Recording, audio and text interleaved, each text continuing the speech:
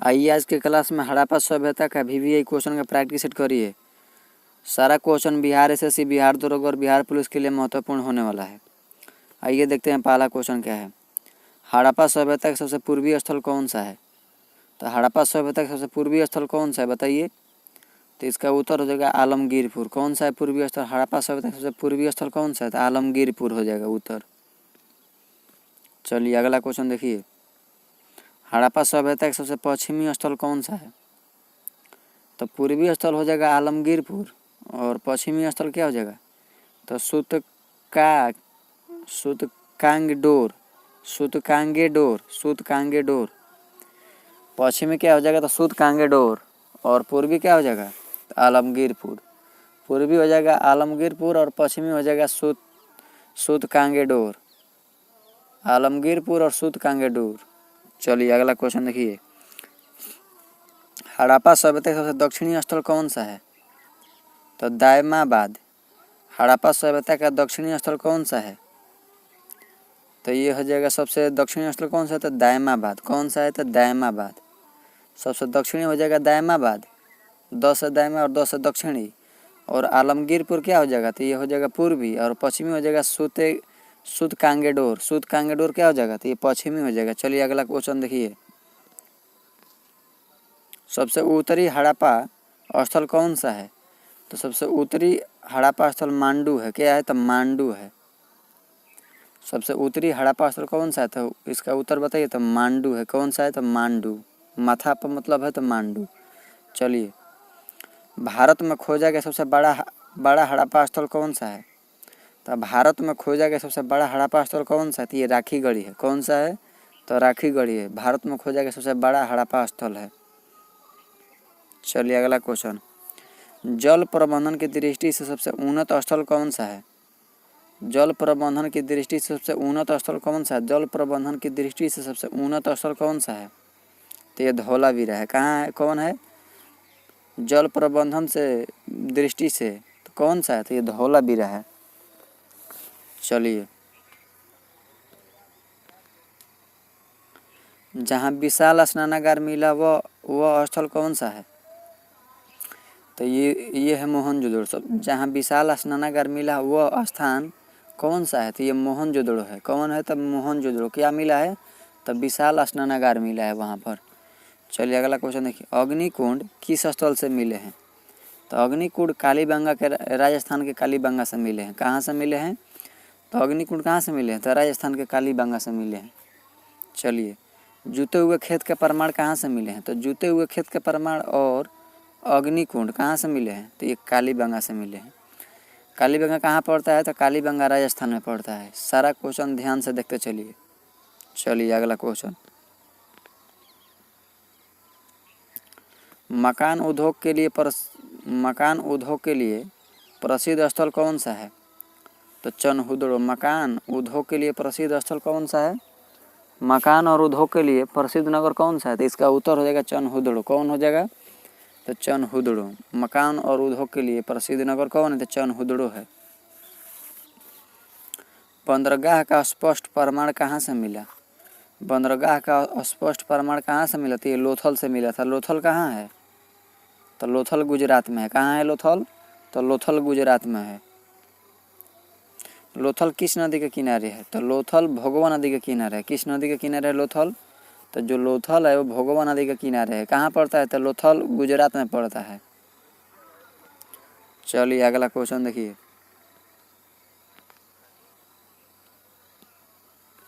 हड़प्पा सभ्यता में सबसे अधिक कुएं कहाँ मिले हैं? हड़प्पा सभ्यता में सबसे अधिक कुएं कहाँ मिले? सबसे अधिक कुएं कहाँ मिले हैं? तो ये मोहनजोदड़ो से मिले हैं। हड़प्पा सभ्यता में सबसे अधिक कुएं कहाँ मिले हैं? तो ये मोहनजोदड़ो में मिले हैं। कहाँ से मिले हैं? तो मोहनजोदड़ो से मिले हैं। ईंटें पकाने के लिए किसका उपयोग होता था? तो ये भट्ठियाँ का उपयोग होता था। किसका होता था? तो ये भट्ठियाँ का होता था। ईंटें पकाने के लिए किसका उपयोग होता था? तो भट्ठियाँ। चलिए अगला क्वेश्चन देखिए। ईंटों में चूने का प्रयोग होता था या नहीं? तो ईंटों में चूने का प्रयोग होता था। ये बात सही है। हाँ। चलिए अगला क्वेश्चन देखिए।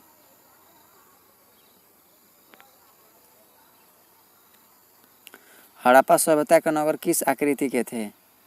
तो हड़प्पा सभ्यता के नगर किस आकृति के थे? तो ये आयताकार थे। कैसे थे? तो ये आयताकार थे। हड़प्पा सभ्यता के नगर किस आकृति के थे? तो ये आयताकार थे। सड़कों के नीचे क्या व्यवस्था थी? तो सड़कों के नीचे क्या व्यवस्था थी? तो नालियाँ थी। सड़कों के नीचे क्या थी? तो नालियाँ थी। नलियों को कैसे ढका जाता था? तो पत्थर के स्लैब से। नलियों को कैसे ढका जाता था? तो पत्थर के स्लैब से। क्या प्रत्येक घर में शौचालय था? तो हाँ, कई घरों में मिला है उसका प्रमाण। हड़प्पा सभ्यता की लिपि किस दिशा में लिखी जाती है? तो दाएं से बाएं। हड़प्पा सभ्यता की लिपि कैसे लिखी जाती है? तो दाएं से बाएं लिखी जाती है। हड़प्पा सभ्यता की लिपि किस दिशा में लिखी जाती है? तो ये दाएं से बाएं लिखी जाती है। कैसे? तो दाएं से बाएं। चलिए, हड़प्पा लिपि में कितने चिन्ह हैं? तो हड़प्पा लिपि में लगभग 400 हैं। हड़प्पा लिपि में कितने चिन्ह हैं? तो लगभग 400 हैं। कितने हैं? तो 400।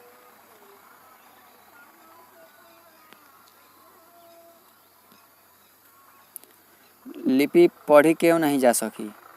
तो द्विभाषी लेख न मिलने के कारण। पीढ़ी क्यों नहीं पढ़ी जा सकी? तो द्विभाषी लेख न मिलने के कारण। मुहरों का मुख्य उपयोग क्या था? तो व्यापारिक पहचान था। मुहरों का मुख्य उपयोग क्या था? तो ये व्यापारिक पहचान था। मुहरों पर किस आकृति का प्रयोग अधिक था? मुहरों पर किस आकृति का प्रयोग अधिक था? तो पशु आकृति। किसका था? तो पशु आकृति का। चलिए, सबसे अधिक किस पशु की मुहरें मिली? सबसे अधिक किस पशु के मुहरें मिली? तो एक सींग वाला बैल। किसका मिला? तो एक सींग वाला बैल। किस पशु के मुहर नहीं मिली? तो घोड़ा का नहीं मिला था। हड़प्पा सभ्यता में घोड़े का विवाद क्यों है? तो स्पष्ट प्रमाण न मिलने से। स्पष्ट प्रमाण न मिलने से। चलिए, अगला क्वेश्चन देखिए।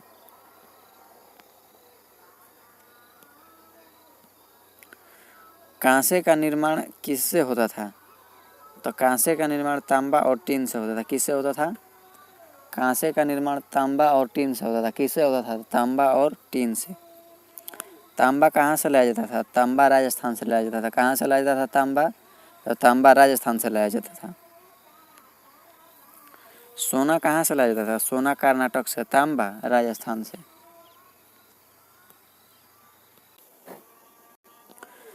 चलिए, सोना कर्नाटक से और तांबा राजस्थान से। चांदी कहाँ से लाया? चांदी का आयात कहाँ से होता था? तो चांदी का आयात तो अफगानिस्तान से होता था। कहाँ से होता था? तो अफगानिस्तान से होता था।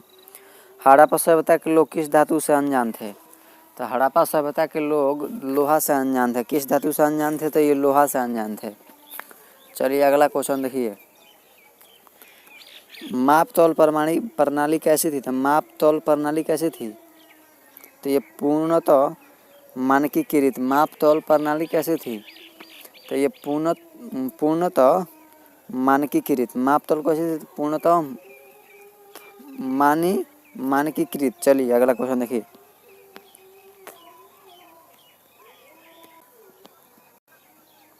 सबसे छोटी माप इकाई क्या थी? 16। सबसे छोटी माप इकाई क्या थी? तो ये 16 थी। चलिए, अगला क्वेश्चन देखिए।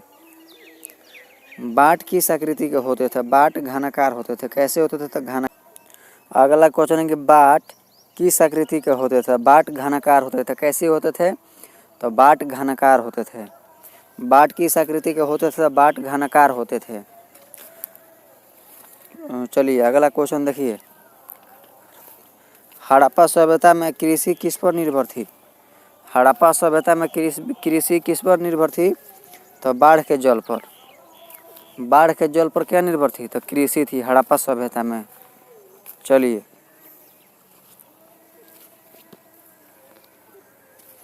रबी फसल का प्रमाण है या नहीं? तो हाँ। और जौ गेहूं की खेती होती थी या नहीं? तो जौ गेहूं की खेती होती थी। कपास को किस नाम से जाना जाता था? तो कपास को सिंधोन बोला जाता था। कपास को क्या बोला जाता था? सिंधोन। कपास को किस नाम से जाना जाता था? सिंधोन के नाम से जाना जाता था कपास को। चलिए अगला क्वेश्चन देखिए। कपास के वस्त्रों का प्रमाण कहाँ से मिला? तो कपास के वस्त्रों का प्रमाण कहाँ से मिला था? तो कपास के वस्त्रों का प्रमाण मोहनजोदड़ो से मिला था। कहाँ से मिला था? तो मोहनजोदड़ो से मिला था। पशुपालन में सबसे महत्वपूर्ण पशु कौन सा था? पशुपालन में सबसे महत्वपूर्ण पशु कौन सा था? तो बैल था।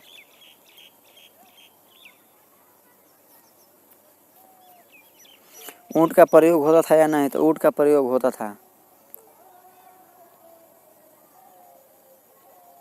घोड़े का प्रयोग का स्पष्ट प्रमाण है या नहीं? तो नहीं है। आंतरिक व्यापार का साधन क्या था? तो आंतरिक व्यापार का साधन बैलगाड़ी था। समुद्री व्यापार का प्रमुख केंद्र कौन सा था? तो समुद्री व्यापार का प्रमुख केंद्र कौन सा था? तो लोथल था, जो कि गुजरात में पड़ता है। हड़प्पा सभ्यता का विदेशी व्यापार किससे था? तो मेसोपोटामिया से। मेसोपोटामिया में हड़प्पा को क्या कहा गया? मेसोपोटामिया में हड़प्पा को मेलुहा कहा गया था। मेसोपोटामिया में हड़प्पा को क्या कहा गया? तो मेलुहा। मेसोपोटामिया में हड़प्पा को क्या कहा गया? तो मेलुहा। व्यापारिक वस्तुओं में क्या शामिल था? तो व्यापारिक वस्तुओं में क्या शामिल था? तो मनके कपास और हाथी दांत। मनके कपास और हाथी दांत। चलिए, हड़प्पा सभ्यता में कर का प्रमाण क्यों नहीं है? हड़प्पा सभ्यता में कर का प्रमाण क्यों नहीं है? तो लिखित साक्ष्य नहीं मिले।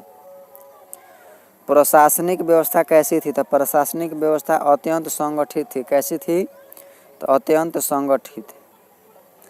क्या राजा का प्रमाण मिला है? तो नहीं। क्या महल का प्रमाण मिला है? तो नहीं। राजा और महल का प्रमाण नहीं मिला हड़प्पा में। शासन किसके हाथ में रहा होगा? तो पुरोहित वर्ग। अनुमान, पुरोहित वर्ग। चलिए, पुजारी राजा की मूर्ति किससे बनी है? तो पत्थर। पुजारी राजा की मूर्ति किससे बनी है? तो ये पत्थर से बनी है। चलिए, नृत्य करती बालिका किस धातु की थी? तो ये कांस्य की थी। नृत्य करती बालिका किस धातु की थी? तो ये कांस्य की थी। यह मूर्ति कहाँ से मिली? तो यह मूर्ति जो कांस्य की मूर्ति थी, ये नृत्य करते हुए कहाँ से मिली? तो ये मोहनजोदड़ो से मिली थी। कपास का कहाँ से मिला? तो मोहनजोदड़ो से मिला। चलिए, मातृ देवी की मूर्तियाँ किससे बनी है? तो मिट्टी से। मातृ देवी की मूर्तियाँ मिट्टी से बनी थी। किससे बनी थी? तो मिट्टी से। पशुपति मोहर किससे संबंधित मानी जाती है? तो पशुपति मोहर शिव से संबंधित मानी जाती है। किससे? तो शिव से। हड़प्पा सभ्यता में वृक्ष पूजा होती थी? तो हाँ। पीपल का महत्व क्यों था? बताइए, पीपल का महत्व क्यों था? कमेंट करिए। तो धार्मिक कारणों से। चलिए अगला क्वेश्चन देखते हैं। शव संस्कार का प्रमुख तरीका क्या था? तो पूर्ण दफन। शव संस्कार का क्या था? तो ये पूर्ण दफन था। चलिए अगला क्वेश्चन देखिए। आंशिक दफन का प्रमाण है या नहीं? तो आंशिक दफन का प्रमाण है। दफन के साथ क्या रखा जाता था? दफन के साथ बर्तन और आभूषण रखा जाता था। क्या रखा जाता था? बर्तन और आभूषण। समाज में वर्ग भेद था या नहीं? तो स्पष्ट प्रमाण नहीं है। समाज किस प्रकार का माना जाता था? तो समतामूलक। समाज किस प्रकार का माना जाता था? समतामूलक। स्त्रियों की सामाजिक स्थिति कैसी थी? तो सम्मानजनक। स्त्रियों की सामाजिक स्थिति कैसी थी? तो यह समाजजनक थी, सम्मानजनक। बच्चों के खिलौने में क्या प्रमुख था? तो मिट्टी की गाड़ियाँ। बच्चों के खिलौने में क्या था? तो मिट्टी की गाड़ियाँ। खेल का प्रमाण किससे मिलता है? तो पासा से। खेल का प्रमाण किससे मिलता है? तो पासा से। संगीत का प्रमाण क्यों सीमित है? तो वाद्य यंत्र कम मिले। संगीत के प्रमाण क्यों सीमित है? तो वाद्य यंत्र वहाँ पर बहुत कम मिले हैं। नगरों में कूड़ा कैसे निपटाया जाता था? तो नालियों द्वारा। नगरों में कूड़ा कैसे निपटाया जाता था? नालियों द्वारा। हड़प्पा सभ्यता में वैज्ञानिक दृष्टिकोण का प्रमाण क्या है? तो नगर नियोजन। क्या है? तो नगर नियोजन। हड़प्पा सभ्यता के पतन का एक कारण क्या था? तो बाढ़। हड़प्पा सभ्यता के पतन का एक प्रमुख कारण क्या था? तो बाढ़। चलिए, जलवायु परिवर्तन का क्या प्रभाव पड़ा? तो कृषि प्रभावित हुई। जलवायु परिवर्तन का क्या प्रभाव पड़ा? तो कृषि प्रभावित हुई। नदी मार्ग बदलने से क्या हुआ? तो नगर उजड़ गए। नदी मार्ग बदलने से क्या हुआ? तो नगर उजड़ गए। सरस्वती नदी के सूखने का प्रभाव क्या पड़ा? क्यों पड़ा? क्या पड़ा? तो पूर्वी क्षेत्र नष्ट। सरस्वती नदी के सूखने का प्रभाव क्या पड़ा? तो पूर्वी क्षेत्र नष्ट। चलिए अगला क्वेश्चन। आर्य आक्रमण सिद्धांत किसने दिया? आर्य आक्रमण सिद्धांत मार्टिमर व्हीलर दिया था। कौन दिया? आर्य आक्रमण सिद्धांत किसने दिया? तो ये मार्टिमर व्हीलर दिया था। Mortimer wheeler. आर्य आक्रमण सिद्धांत किसने दिया था? Mortimer wheeler. यह सिद्धांत आज क्यों मान्य है? ठोस प्रमाण नहीं। हड़प्पा सभ्यता का पतन अचानक हुआ है धीरे धीरे? तो धीरे धीरे। चलिए, हड़प्पा के बाद किस संस्कृति का विकास हुआ? तो उत्तर हड़प्पा संस्कृति। हड़प्पा के बाद किस संस्कृति का विकास हुआ? तो उत्तर हड़प्पा संस्कृति का विकास हुआ। हड़प्पा सभ्यता को नगरीय क्यों कहा जाता है? तो विकसित शहरों के कारण। हड़प्पा सभ्यता में शिक्षा का स्वरूप कैसा था? तो अनौपचारिक। हड़प्पा सभ्यता में शिक्षा का स्वरूप कैसा था? तो अनौपचारिक था। चलिए अगला क्वेश्चन देखिए। लेखन का मुख्य उद्देश्य क्या था? तो व्यापार था। लेखन का मुख्य उद्देश्य क्या था? तो व्यापार। धार्मिक जीवन का आधार क्या था? तो प्राकृतिक पूजा। धार्मिक जीवन का आधार क्या था? तो प्राकृतिक पूजा। हड़प्पा सभ्यता की सबसे बड़ी विशेषता क्या मानी जाती है? हड़प्पा सभ्यता की सबसे बड़ी विशेषता क्या मानी जाती है? तो स्वच्छता।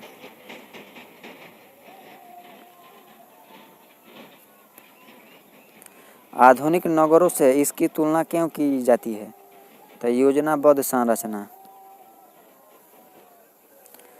हड़प्पा सभ्यता में लोकतंत्र था या नहीं? तो स्पष्ट प्रमाण नहीं है। सैनिक संगठन का प्रमाण क्यों नहीं है? तो हथियार कम मिले। सैनिक संगठन का प्रमाण क्यों नहीं? तो हथियार कम मिले। युद्ध की अनुपस्थिति क्या दर्शाती है? तो शांति प्रिय समाज। युद्ध की अनुपस्थिति क्या दिखाती है? तो शांति प्रिय, मतलब वहाँ पर शांति माहौल था। हड़प्पा सभ्यता का भारत पर सबसे बड़ा प्रभाव क्या था? तो नगरीय जीवन की नींव। हड़प्पा सभ्यता का भारत पर सबसे बड़ा प्रभाव क्या था? तो नगरीय जीव की नींव। चलिए, किस स्थल से विशाल जलाशय मिला? तो विशाल जलाशय धौलावीरा से मिला था। विशाल जलाशय कहाँ से मिला था? तो धौलावीरा से मिला था। किस स्थल को जल प्रबंधन का चमत्कार कहा जाता है? तो धौलावीरा। जल प्रबंधन का चमत्कार। जलाशय मिला कहाँ से? धौलावीरा से। हड़प्पा सभ्यता में शिल्प कला कैसी थी? तो अत्यंत विकसित थी। हड़प्पा सभ्यता में शिल्प कला कैसी थी? तो अत्यंत विकसित थी। मानकों के लिए किस पत्थर का प्रयोग होता था? तो मानकों के लिए कार्नेलियन। मानकों के लिए किस पत्थर का प्रयोग होता था? तो कार्लेनियन। कार्लेनियन। मानकों के लिए किस पत्थर का उपयोग होता था? तो कार्लेनियन। कार्नेलियन। हस्तशिल्प का प्रमुख केंद्र कौन सा था? हस्तशिल्प का प्रमुख केंद्र चनहुदड़ो था। कौन सा था? तो चनहुदड़ो था। हस्तशिल्प का प्रमुख केंद्र कौन सा था? हस्तशिल्प, तो ये चनहुदड़ो था।